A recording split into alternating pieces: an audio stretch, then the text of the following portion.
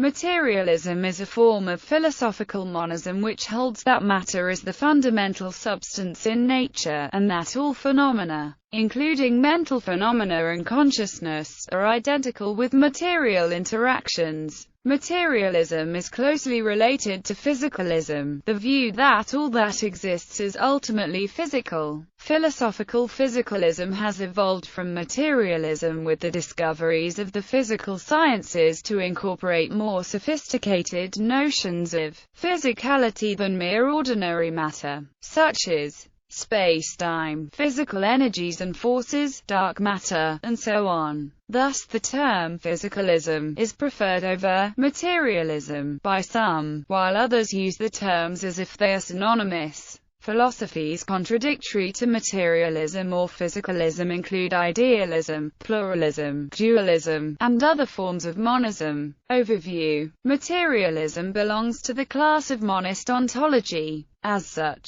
it is different from ontological theories based on dualism or pluralism. For singular explanations of the phenomenal reality, materialism would be in contrast to idealism, neutral monism, and spiritualism. Despite the large number of philosophical schools and subtle nuances between many, all philosophies are said to fall into one of two primary categories, which are defined in contrast to each other: idealism and materialism. The basic proposition of these two categories pertains to the nature of reality, and the primary distinction between them is the way they answer two fundamental questions. What does reality consist of, and how does it originate? To idealists, spirit or mind or the objects of mind are primary, and matter secondary. To materialists, matter is primary, and mind or spirit or ideas are secondary, the product of matter acting upon matter. The materialist view is perhaps best understood in its opposition to the doctrines of immaterial substance applied to the mind historically, famously by René Descartes. However, by itself materialism says nothing about how material substance should be characterized. In practice, it is frequently assimilated to one variety of physicalism or another. Materialism is often associated with reductionism, according to which the objects or phenomena are individuated at one level of description. If they are genuine, must be explicable in terms of the objects or phenomena at some other level of description, typically at a more reduced level. Non-reductive materialism explicitly rejects this notion, however, taking the material constitution of all particulars to be consistent with the existence of real objects, properties, or phenomena not explicable in the terms canonically used for the basic material constituents. Jerry Fedor influentially argues this view, according to which empirical laws and explanations in special sciences, like psychology or geology, are invisible from the perspective of basic physics. A lot of vigorous literature has grown up around the relation between these views. Modern philosophical materialists extend the definition of other scientifically observable entities such as energy, forces, and the curvature of space. However, philosophers such as Mary Midgley suggest that the concept of matter is elusive and poorly defined. Materialism typically contrasts with dualism, phenomenalism, idealism, vitalism, and dual-aspect monism. Its materiality can, in some ways, be linked to the concept of determinism, as espoused by Enlightenment thinkers. During the 19th century, Karl Marx and Friedrich Engels extended the concept of materialism to elaborate a materialist conception of history centered on the roughly empirical world of human activity and the institutions created, reproduced, or destroyed by that activity. Later Marxists developed the notion of dialectical materialism, which characterized later Marxist philosophy and method.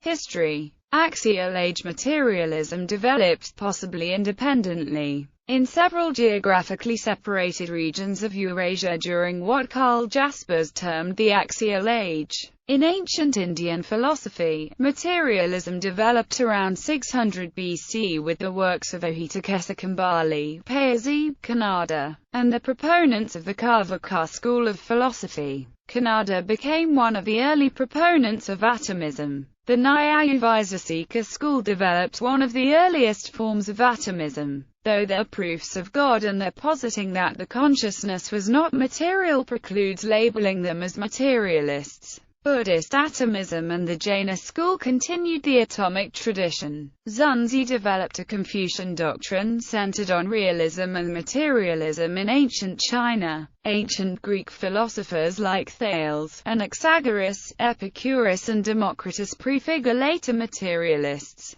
The Latin poem De Rerum Natura by Lucretius reflects the mechanistic philosophy of Democritus and Epicurus. According to this view, all that exists is matter and void, and all phenomena result from different motions and conglomerations of base material particles called atoms. De Rerum Natura provides mechanistic explanations for phenomena such as erosion, evaporation, wind, and sound. Famous principles like, nothing can touch body but body, first appeared in the works of Lucretius. Democritus and Epicurus, however, did not hold to a monist ontology since they held to the ontological separation of matter and space, i.e., space being another kind of being, indicating that the definition of materialism is wider than given scope for in this article. Common Era Chinese thinkers of the early Common Era are said to be materialists include Yang Zhong and Wang Chong. Later Indian materialist Jaya Rashi Bhatta in his work Tatvopaplav Simha refuted the Nyaya Sutra epistemology. The materialistic Karvaka philosophy appears to have died out sometime after 1400. When Madhavacharya compiled Sarvadarsana Samgraha in the 14th century, he had no Karvaka Lokayata text to quote from, or even refer to. In early 12th century Al-Andalus, the Arabian philosopher, Ibn Tufayl, wrote discussions on materialism in his philosophical novel, Hay ibn Yaqdan, while vaguely foreshadowing the idea of a historical materialism. Modern era The French cleric Pierre Gassendi represented the materialist tradition in opposition to the attempts of René Descartes to provide the natural sciences with dualist foundations. There followed the materialist and atheist Abbé Jean Meslier, Julien Offray de la Mettrie, the German-French Paul-Henri Thierry Baron d'Holbach, the encyclopedist Denis Diderot, and other French Enlightenment thinkers, as well as John Walking Stewart, whose insistence in seeing matter as endowed with a moral dimension had a major impact on the philosophical poetry of William Wordsworth. Arthur Schopenhauer wrote that, materialism is the philosophy of the subject who forgets to take account of himself.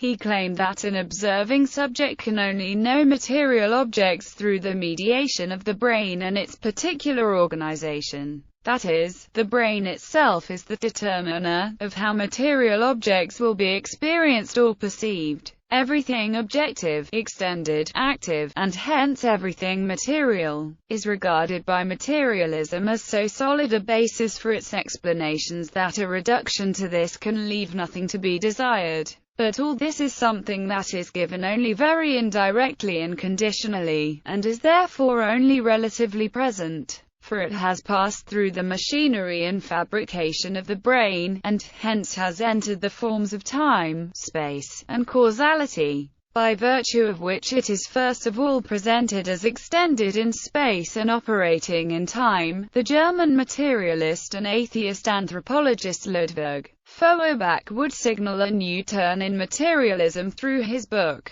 The Essence of Christianity, which provided a humanist account of religion as the outward projection of man's inward nature. Feuerbach's materialism would later heavily influence Karl Marx. Scientific materialists. Many current and recent philosophers, e.g., Daniel Dennett, Willard Van Orman Quine, Donald Davidson, and Jerry Fedor, operate within a broadly physicalist or materialist framework, producing rival accounts of how best to accommodate mind, including functionalism, anomalous monism, identity theory, and so on. Scientific materialism is often synonymous with, and has so far been described, as being a reductive materialism. In recent years, Paul and Patricia Churchland have advocated a radically contrasting position. Eliminativist materialism holds that some mental phenomena simply do not exist at all, and that talk of those mental phenomena reflects a totally spurious folk psychology and introspection illusion.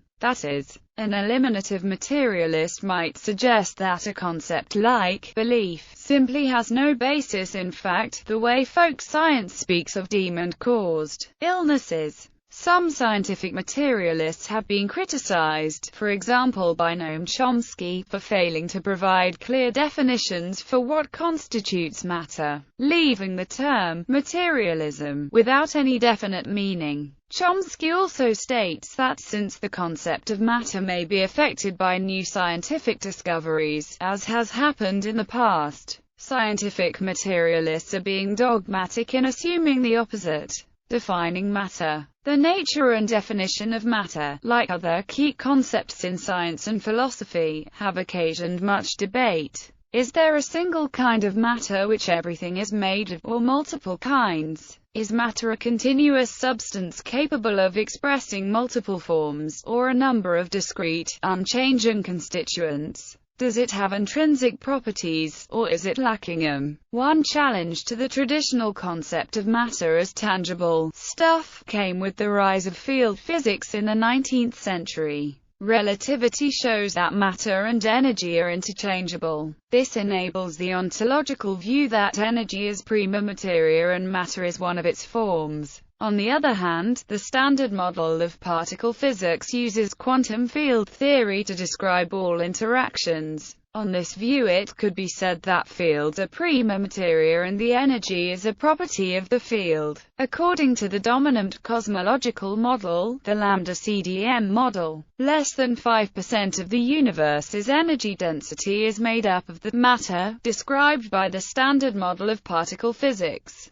and the majority of the universe is composed of dark matter and dark energy, with little agreement amongst scientists about what these are made of. With the advent of quantum physics, some scientists believe the concept of matter had merely changed, while others believe the conventional position could no longer be maintained. For instance, Werner Heisenberg said the ontology of materialism rested upon the illusion that the kind of existence, the direct actuality, of the world around us, can be extrapolated into the atomic range. This extrapolation, however, is impossible. Atoms are not things. Likewise, some philosophers feel that these dichotomies necessitate a switch from materialism to physicalism. Others use the terms materialism and physicalism interchangeably. The concept of matter has changed in response to new scientific discoveries. Thus materialism has no definite content independent of the particular theory of matter on which it is based. According to Noam Chomsky, any property can be considered material, if one defines matter such that it has that property.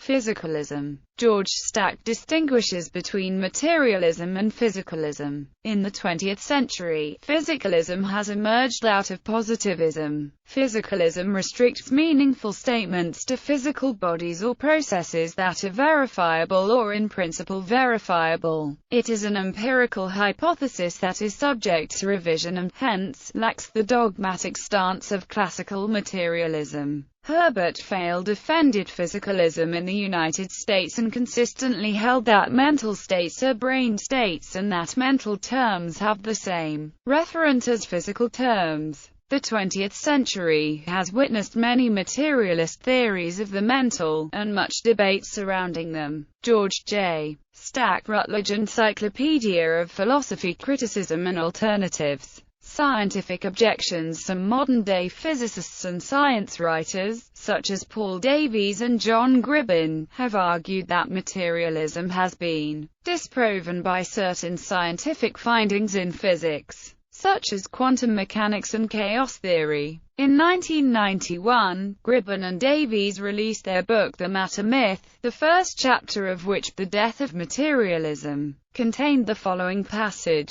Then came our quantum theory, which totally transformed our image of matter. The old assumption that the microscopic world of atoms was simply a scaled-down version of the everyday world had to be abandoned. Newton's deterministic machine was replaced by a shadowy and paradoxical conjunction of waves and particles, governed by the laws of chance, rather than the rigid rules of causality. An extension of the quantum theory goes beyond even this. It paints a picture in which solid matter dissolves away, to be replaced by weird excitations and vibrations of invisible field energy. Quantum physics undermines materialism because it reveals that matter has far less substance than we might believe. But another development goes even further by demolishing Newton's image of matter as inert lumps. This development is the theory of chaos, which has recently gained widespread attention. Paul Davies and John Gribbin, The Matter Myth. Chapter 1. Davis and Gribbin's objections are shared by proponents of digital physics who view information rather than matter to be fundamental. Their objections were also shared by some founders of quantum theory, such as Max Planck, who wrote, "As a man who has devoted his whole life to the most clear-headed science, to the study of matter, I can tell you as a result of my research about atoms this much. There is no matter as such. All matter originates and exists only by virtue of a force which brings the particle of an atom to vibration and holds this most minute solar system of the atom together. We must assume behind this force the existence of a conscious and intelligent mind. This mind is the matrix of all matter." Max Planck, Das Wesen der Materie, 1944. Religious and spiritual views. According to the Catholic Encyclopedia of 1907 to 1912, materialism, defined as a philosophical system which regards matter as the only reality in the world, denies the existence of God and the soul. Materialism, in this view, therefore becomes incompatible with most world religions, including Christianity, Judaism, and Islam. In such a context one can conflate materialism with atheism. Most of Hinduism and transcendentalism regards all matter as an illusion called Maya, blinding humans from knowing the truth. Maya is the limited, purely physical and mental reality in which our everyday consciousness has become entangled. Maya gets destroyed for a person when he perceives Brahman with transcendental knowledge. In contrast, Joseph Smith, the founder of the Latter-day Saint movement, taught, "There is no such thing as immaterial matter. All spirit is matter, but it is more fine or pure, and can only be discerned by purer eyes. We cannot see it, but when our bodies are purified we shall see that it is all matter." This spirit element has always existed. It is co-eternal with God. It is also called intelligence, or the light of truth, which, like all observable matter, was not created or made, neither indeed can be. Members of the Church of Jesus Christ of Latter-day Saints view the revelations of Joseph Smith as a restoration of original Christian doctrine, which they believe post-apostolic theologians began to corrupt in the centuries after Christ.